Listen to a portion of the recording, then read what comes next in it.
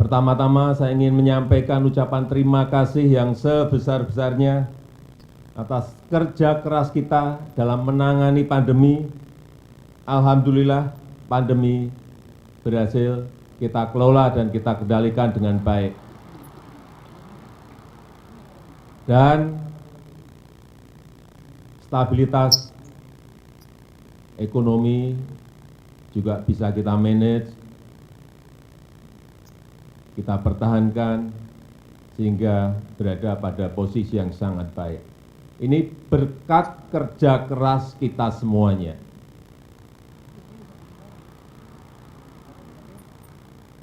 Kita ingat saat pandemi, kita pontang-panting mencari yang namanya APD. Pontang-panting mencari yang namanya masker. Pontang-panting mencari yang namanya vaksin. Terakhir pontang-panting saat Delta mencari oksigen. Sangat mencekam saat itu. Tapi sekali lagi, berkat kerja keras kita semuanya, kita mampu mengendalikan COVID. Dan yang sudah kita suntikkan kepada seluruh rakyat kita, sampai hari ini sudah 448 juta suntikan vaksin. Ini jumlah, bayangkan menyuntik 448 juta suntikan. Bukan barang yang gampang. Tetapi karena TNI juga ikut, Polri juga ikut,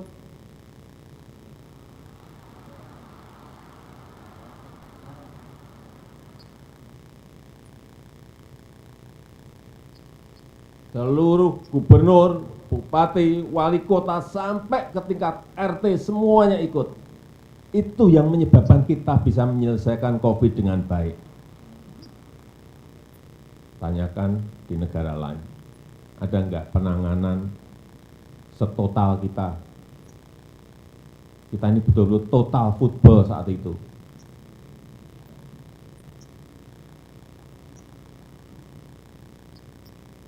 Untang-panting semuanya lari ke sana kemari karena kita memang ingin COVID bisa kita selesaikan. Tapi untuk ekonomi, meskipun kita berada pada posisi yang baik, yang sangat baik, alhamdulillah, perkiraan kita year on year di 2022 kira-kira mungkin 52 atau 53, 5,2 atau 5,3. Ini sebuah prestasi yang sangat baik sekali. Karena di kuartal ketiga kita bisa tumbuh 5,72. Bandingkan dengan negara-negara lain. Tapi meskipun kita bisa melalui tahun turbulensi ekonomi di 2022, hati-hati tahun 2023 ini masih menjadi tahun ujian bagi ekonomi kita, juga bagi ekonomi global. Hati-hati, semuanya harus hati-hati, harus bekerja keras semuanya, mendeteksi informasi-informasi dan data-data yang ada di lapangan, sehingga jangan sampai kita keliru membuat kebijakan. Sekecil apapun kebijakan itu harus berbasis pada data dan fakta-fakta di lapangan. Dan tahun diawali di tahun 2023 ini, Managing Director dari IMF menyampaikan, ini untuk kehati-hatian kita dan kewaspadaan kita. Meskipun pertumbuhan ekonomi kita berada pada posisi yang sangat baik. Hati-hati. Tahun 2023, Kristalina Georgieva mengatakan, sepertiga ekonomi dunia diprediksi mengalami resesi. Sepertiga ekonomi dunia diprediksi mengalami resesi. Bahkan untuk negara yang tidak terkena resesi, ratusan juta penduduknya merasakan seperti sedang resesi. Hati-hati. Sepertiga itu artinya kurang lebih 70 negara. Kurang lebih. Dan guncangan ekonomi karena pandemi, karena perang, ini sudah menyebabkan 47 negara masuk menjadi pasiennya IMF. Kita ingat tahun 97-98 Indonesia menjadi pasiennya IMF. Ambruk ekonomi dan ambruk politiknya. Ini 47 negara. Dan yang lain masih ngantri di depan pintunya IMF. Sehingga kita harus memiliki, sekali lagi, memiliki frekuensi yang sama dalam menghadapi situasi-situasi yang tidak mudah ini. Situasi global masih sangat tidak mudah. Dan sekarang yang menjadi momok semua negara adalah yang namanya inflasi. Ini momok semua negara. Dan patut juga kita syukuri inflasi kita terakhir di angka 5,5%. Ini patut kita syukuri berkat kerja keras kita semuanya. Coba dilihat di negara-negara lain bahkan sudah ada yang sampai ke 92%. Uni Eropa berada di angka 9,2%. Ini sebuah angka yang tinggi sekali. Sehingga saya minta seluruh gubernur, bupati dan wali kota bersama-sama dengan Bank Indonesia terus memantau harga-harga barang dan jasa yang ada di lapangan.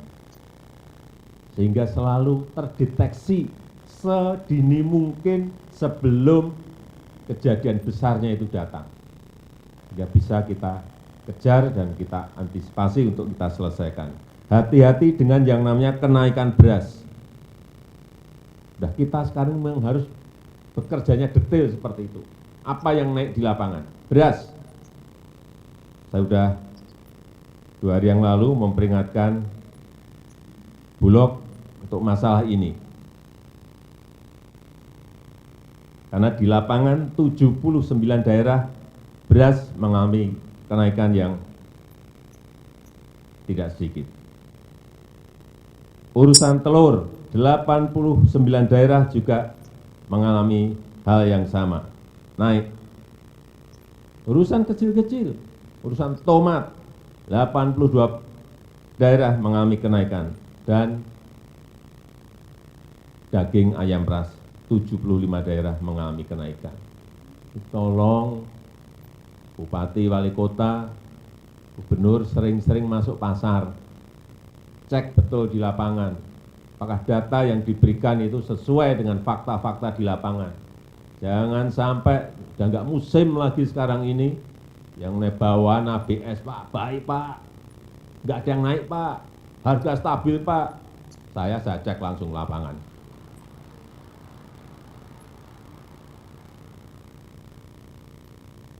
Jadi BPS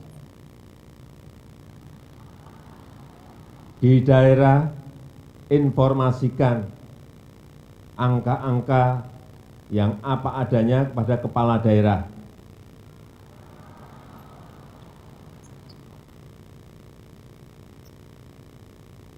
Juga hati-hati mengenai tarif-tarif yang diatur oleh pemerintah maupun Pemda. Hati-hati. Saya berikan contoh saja urusan tarif PDAM. Hati-hati. Kalau urusan listrik, itu urusan kita. Urusan BBM urusan kita, tapi yang daerah yang berkaitan dengan tarif angkutan misalnya, tarif PDAM hati-hati menentukan, itu bisa menjadikan inflasi naik. Jadi dihitung betul, kalau masih kuat ditahan, kalau enggak kuat naik enggak apa-apa, tapi sekecil mungkin jangan sampai ada PDAM menaikkan lebih dari 100%. Karena data yang masuk ke saya ada. Yang kedua, yang berkaitan dengan inflasi tadi, yang berkaitan dengan inflasi tadi, saya melihat sekarang ini dari Kemendagri, dari BI, semuanya terus menyampaikan informasi ke daerah, sehingga daerah semuanya memiliki data. Dan apa yang harus dilakukan, saya kira saya sudah tidak ingin mengulang lagi pada pagi hari ini, karena semuanya sudah tahu bagaimana menutup ongkos transportasi, meningkatkan produktivitas petani, misalnya tomat mahal, perintahkan tanam tomat, cabai mahal, perintahkan tanam cabai. Saya nggak usah mengulang. Yang kedua, yang berkaitan dengan kemiskinan ekstrim.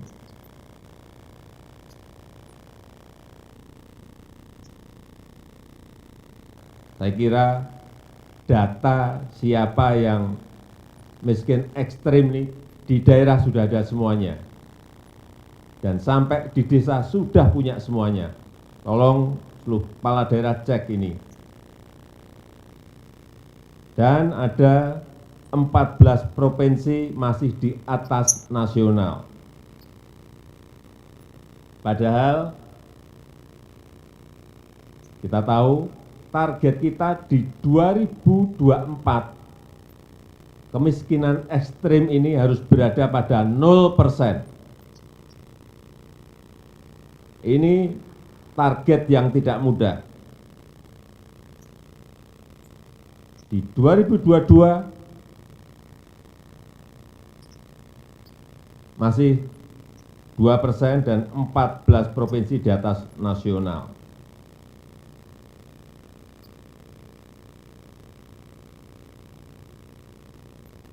Semuanya sudah ada datanya.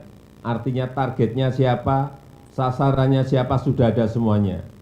Penanganannya seperti apa, juga saya kira saya sudah tidak usah menyampaikan lagi. Intervensi apa yang harus dilakukan, semua Pemda sudah tahu apa yang harus dilakukan.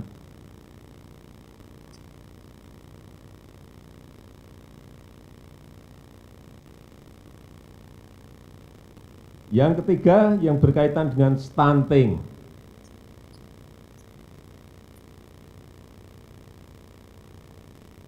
Hati-hati masalah ini. Kita memiliki bonus demografi dan puncaknya nanti berada di tahun 2030-2035. Kalau SDM kita tidak berada pada posisi yang ininya baik, sehingga memiliki produktivitas baik, hati-hati. Bukan keuntungan yang akan kita dapat, tetapi akan memberikan beban yang besar kepada negara. Sehingga stunting harus menjadi target penyelesaian bagi pengembangan sumber daya manusia Indonesia. Di tahun 2014 kita masih 37%. Tahun 2021 sudah berada di angka 24. Saya kira di 2022 ini berada di angka 21 kira-kira. Sudah turun memang drastis. Tetapi target kita di tahun 2024 2024 harus berada di bawah 14%. Bukan hal yang mudah, tetapi sekali lagi, kalau kerja keras kita seperti saat kita bekerja mengatasi pandemi, saya yakin ini bukan persoalan yang susah diselesaikan. Datanya ada. Hati-hati untuk stunting, 23% penyumbang stunting itu adalah masalah bayi yang belum lahir. Artinya masih dalam kandungan. Itu kontribusinya 23%, besar sekali. Sehingga perlu saya ingatkan pada kepala daerah agar dinas, agar BKKBN mengingatkan terus mengenai pentingnya gizi bagi ibu hamil, dicek apakah anemia atau tidak, dicek benar. Karena kunci ada di situ.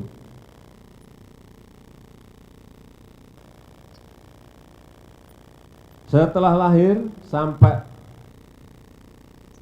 23 bulan, 2 tahun, ini 37% penyumbang stunting itu setelah lahir. Ini lebih sulit penyelesaiannya.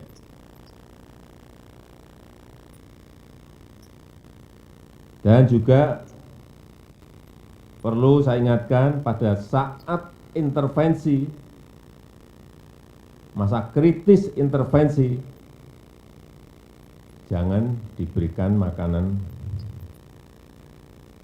yang namanya ultra proses, biskuit, bubur instan. Hati-hati, ini banyak dilakukan, ini keliru loh. Beri yang namanya protein hewani yang tinggi zat besinya. Bisa itu. Saya kira semua juga tahu. Saya sebenarnya nggak mau ngomong, tapi hanya mengulang aja. Hati ayam.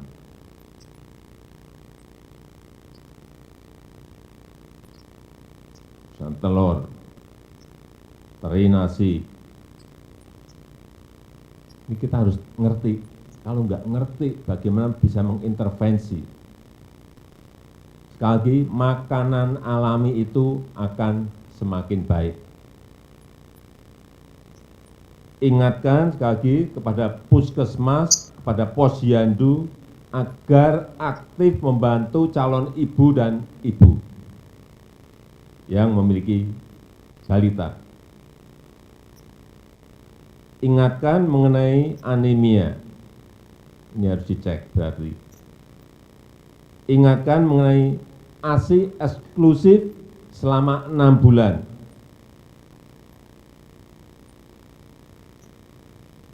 Dan yang paling penting juga untuk memonitor yang ada di lapangan, karena setiap ibu itu memiliki, harus diintervensi dengan cara-cara yang berbeda. Yang namanya teknologi itu penting. Platform aplikasi itu sangat penting untuk memonitor mereka pada kondisi seperti apa. Sehingga saya mengapresiasi apa yang telah dilakukan oleh Kabupaten Sumedang yang memanfaatkan platform teknologi dalam memonitor stunting. Dan nanti saya sudah perintahkan untuk menyampaikan apa sih platformnya seperti apa, aplikasinya seperti apa. Yang lain tinggal tiru aja, copy aja. Juga saya kemarin ke lapangan melihat di Kabupaten Kampar. Stunting bisa turun tadi di Sumedang dari 32%, 3 tahun yang lalu, 3 tahun yang lalu 32%, tahun 2022 sudah turun menjadi 7%. Di Kampar juga sama, tapi tidak menggunakan platform aplikasi, tapi menitipkan anak-anak asuhnya kepada perusahaan-perusahaan besar yang ada di Kabupaten Kampar. Ini titipkan, 100 anak titipkan, 200 anak titipkan, 50 anak titipkan. Itu juga berhasil menurunkan dari 27 ke angka kurang lebih 8%. Ini juga penurunan yang sangat drastis sekali.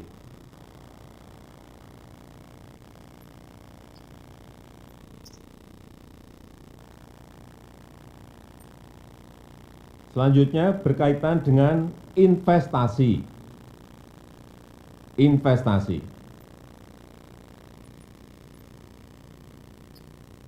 Ini menjadi kunci bagi pertumbuhan ekonomi kita di tahun 2023. Hati-hati, yang namanya investasi itu sekarang ini menjadi rebutan bagi semua negara.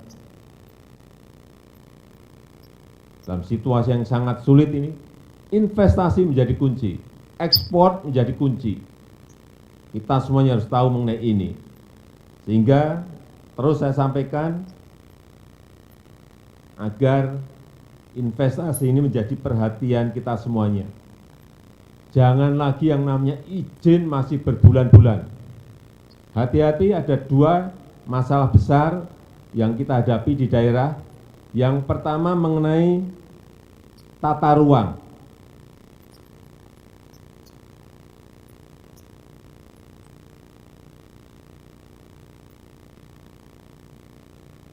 Tata ruang menjadi problem besar investasi kita.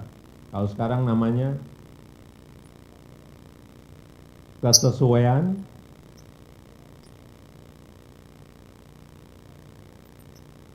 KKPR, ya. Karena kita ini sering panjang-panjang ini kadang-kadang KKPR ini mengenai tata ruang ini menjadi problem bagi separuh daerah. Separuh daerah kita ini masih belum menyelesaikan KKPR-nya.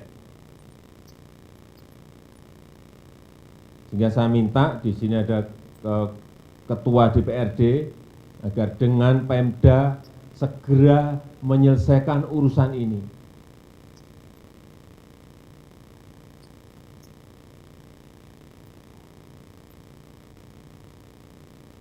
Yang kedua, urusan investasi ini adalah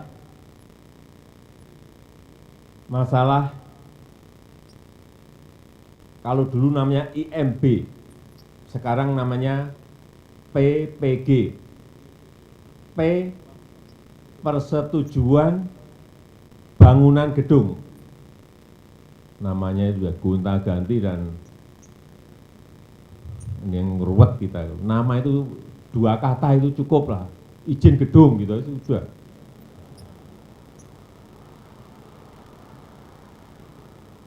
Dulu IMB, izin mendirikan bangunan. Ini ganti persetujuan bangunan gedung. Izin gedung gitu aja udah rampung. Yang paling penting kan bukan namanya, tapi penyelesaiannya yang cepat itu.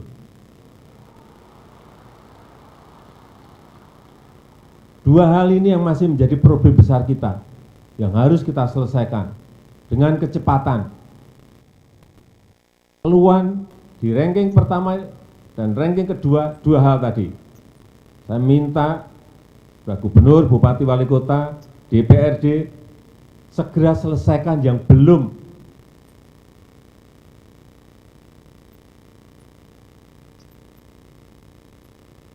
Jangan ditunda-tunda. Karena kita tahu investasi yang ada di negara kita saat ini sudah 53% itu berada di luar Jawa. Ini bagus sekali, pemerataan terjadi. Karena telah dibangun infrastruktur yang banyak di luar Jawa, sehingga investasi itu menuju ke luar Jawa. Sangat bagus untuk pemerataan kita. Jadi di tahun 2022, 53% investasi sudah berada di luar Jawa. Dari target 1.200 triliun investasi kita 2022 tercapai, yaitu 1.207 triliun di 2022. Ini juga sangat bagus, karena bisa menciptakan lapangan kerja 1,3 juta. 1,3 juta. Sehingga sekali lagi investasi menjadi kunci pertumbuhan ekonomi kita. Yang kelima yang berkaitan dengan birokrasi, APBD, dan TKDN. Kita tahu jumlah ASN kita itu 4,2 juta, non-ASN-nya 2,3 juta. Ini sebuah jumlah yang sangat besar. Dan sekarang semuanya sudah ada indikator kinerjanya yang baru untuk ASN. KPI-nya ada semuanya, sesuai dengan prioritas pemerintah, yaitu investasi, kemiskinan, digitalisasi, dan inflasi dan TKDN. Saya ulang, investasi, kemiskinan, digitalisasi, inflasi, dan TKDN. Nanti saya juga minta pada Menpan RB untuk juga diberikan kepada Polri, TNI, dan Kejaksaan, biar semuanya memiliki KPI yang jelas. Jadi pastikan bahwa APBD itu dibelanjakan untuk produk-produk buatan dalam negeri. Baik langsung maupun lewat e-katalog. Jadi saya ingatkan pentingnya e-katalog bagi seluruh daerah. Kita tahu realisasi untuk belanja produk dalam negeri di APBN maupun APBD ini masih 61%. 61%. Kita ingin tahun ini meningkat lebih dari itu. Syukur bisa 100%.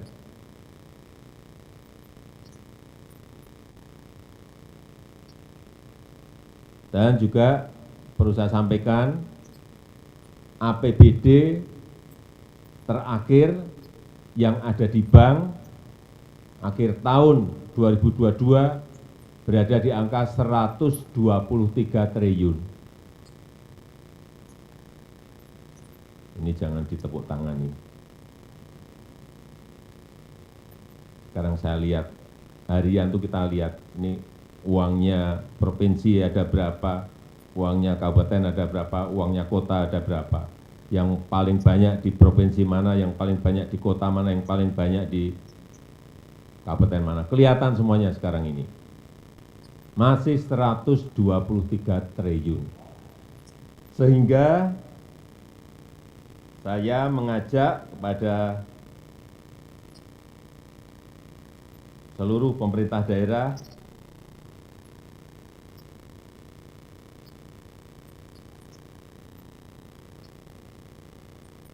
yang terutama ini yang PAD-nya besar, yang dana bagi hasilnya besar, artinya yang pajak parkir, pajak restoran, pajak hotelnya besar, ini mulai saya ingatkan untuk mendesain program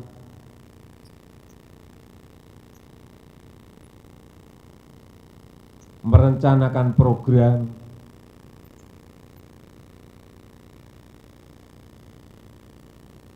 sebelum tahun-tahun berjalan. Jangan sampai menjadi silpa. Jangan sampai menjadi silpa. Oleh sebab itu, pemerintah sekarang ini memberikan ruang untuk mendirikan, untuk membangun, untuk membuat yang namanya dana abadi. Kalau pemerintah pusat sekarang punya sovereign wealth fund, daerah juga bisa seperti itu, masukkan yang memiliki DBA besar, yang memiliki PAD besar, disisihkan, ditabung di dana abadi. Sudah ada dalam undang-undang maupun PP hubungan keuangan pusat dan daerah.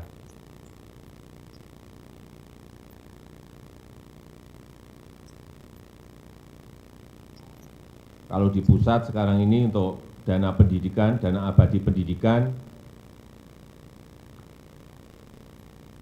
sampai 2022 kemarin terkumpul 124 triliun. Ditambah tahun ini saya kira akan menjadi 144 triliun. Daerah juga bisa melakukan hal yang sama. Dan itu kalau menjadi dana abadi bisa diinvestasikan, ikut investasi di INA, Indonesia Investment Authority.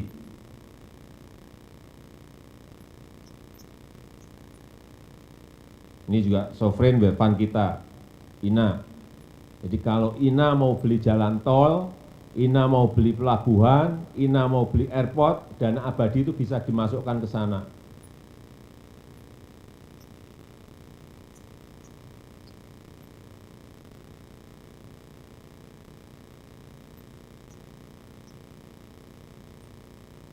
Dengan return yang jauh lebih tinggi.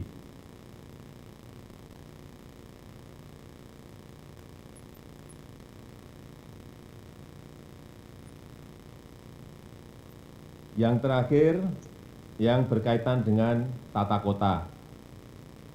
Saya perlu ingatkan bahwa kita ini memiliki 514 kabupaten dan kota.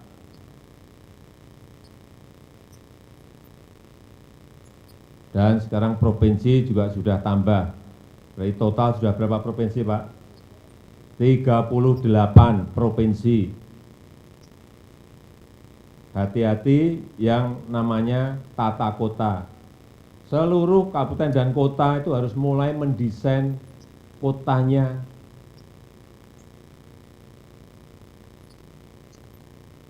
dengan baik. Sehingga setiap kota dan kabupaten itu memiliki diferensiasi. Maksimalkan potensi daerah yang ada. Buat master plan-nya yang betul-betul memiliki visi ke depan. Jangan semua kota dan kabupaten kita ini sama semuanya.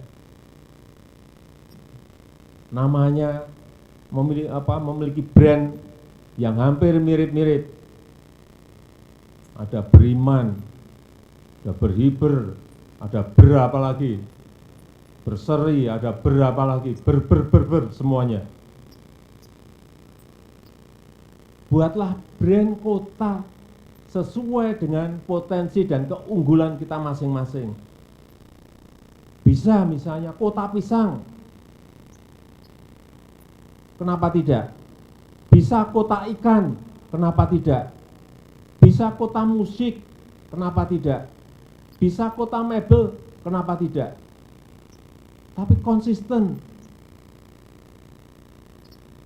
Kalau sudah kota pisang, berarti nanam pisangnya harus lebih banyak di kota itu.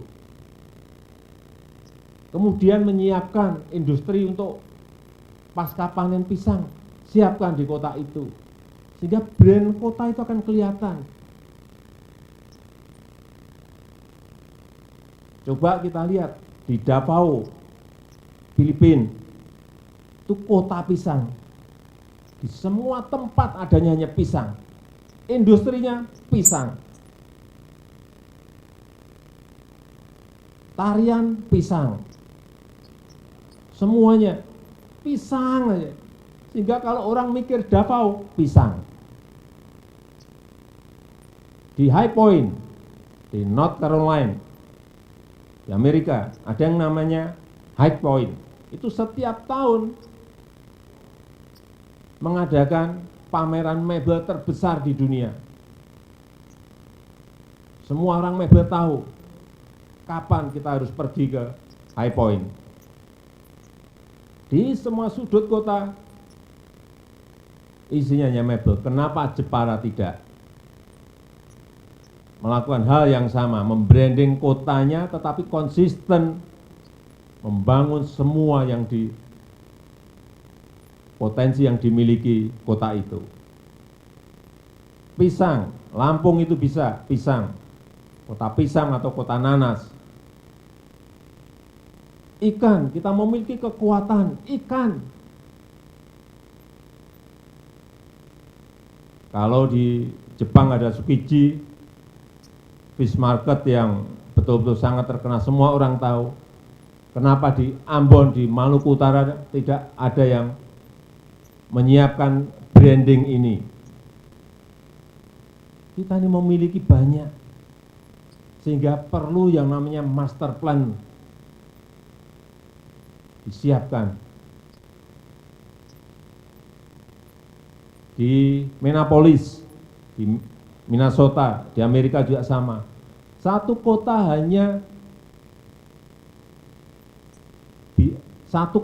bisa hidup hanya dari lapangan golf. Ada 37 lapangan golf di situ. Orang ke situ hanya golf, golf, golf. Private jet ke situ hanya golf. Enggak ada yang lain. Kenapa di kita tidak berani ada yang mulai membangun ini? Murah, modalnya hanya cari rumput aja udah. Pasang rumput.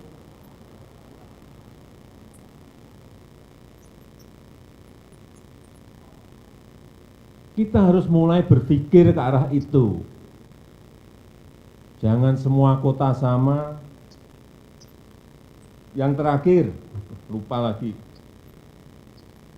masalah stabilitas politik dan keamanan menuju pada pemilu 2024. Saya minta betul-betul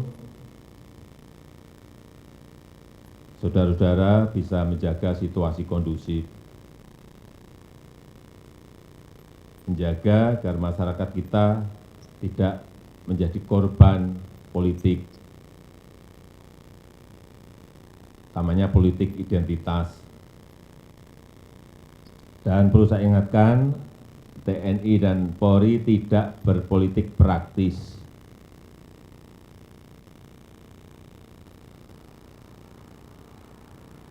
Petakan yang namanya potensi kerawanan.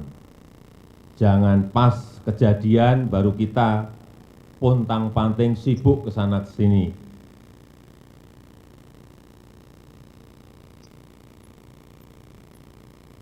Salah siapa ini, salah siapa ini.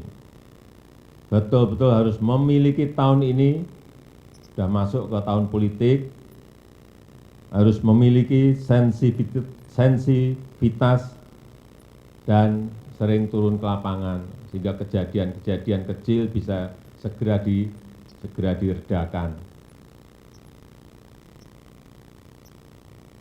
Saya titip betul masalah ini. Kemudian, mumpung juga ketemu Bupati dan Wali Kota, mengenai kebebasan beribadah dan kebebasan beragama. Ini hati-hati. Ini yang beragama Kristen, Katolik, Hindu, Konghucu, hati-hati. Ini memiliki hak yang sama dalam beribadah, memiliki hak yang sama dalam kebebasan beragama dan beribadah. Hati-hati, beragama dan beribadah itu dijamin oleh konstitusi kita, dijamin oleh Undang-Undang Dasar 1945, pasal 29 ayat 2.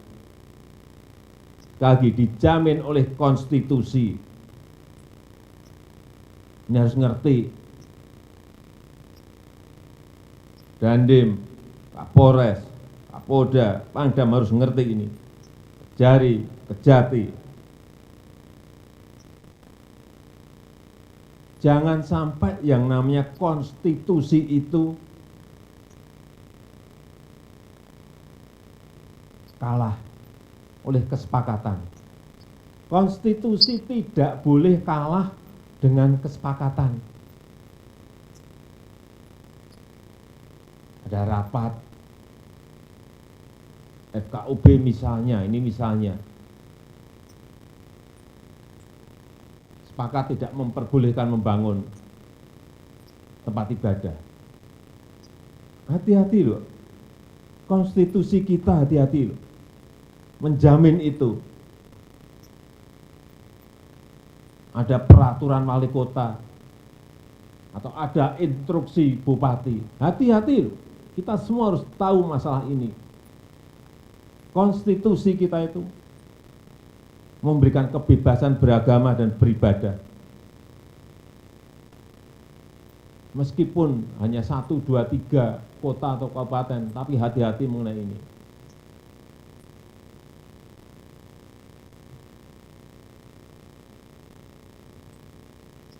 Karena saya lihat masih terjadi. Kadang-kadang saya berpikir, sesusah itukah orang yang akan beribadah. Sedih gitu kalau kita mendengar.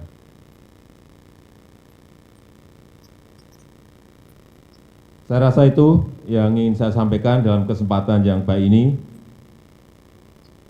Dan dengan mengucap Bismillahirrahmanirrahim pada pagi hari ini, secara resmi saya buka rapat koordinasi nasional Kepala Daerah dan Forum Komunikasi Pimpinan Daerah se-Indonesia tahun 2023. Terima kasih.